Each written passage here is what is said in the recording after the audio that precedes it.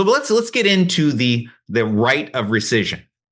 And when is it triggered? Well, it's anytime, any credit transaction where there's going to be a security interest that is acquired in a consumer's principal dwelling. We'll get into all these definitions. We'll take it apart.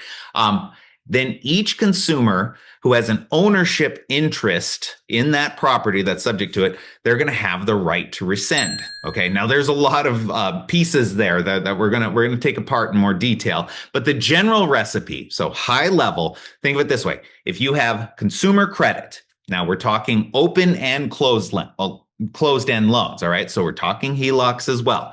But if you're for that consumer credit, if it's being secured by a consumer's principal dwelling, okay, and so anybody who has an ownership interest in that dwelling itself, they're going to have a right to rescind. Now, there's going to be some exceptions and some exemptions, and we're going to kind of poke some holes in this, but just high level, consumer credit, the security interest in their principal dwelling, that's when you need to be thinking right of rescission. Now, maybe there's some exceptions that might apply, but that's the high level requirement, okay?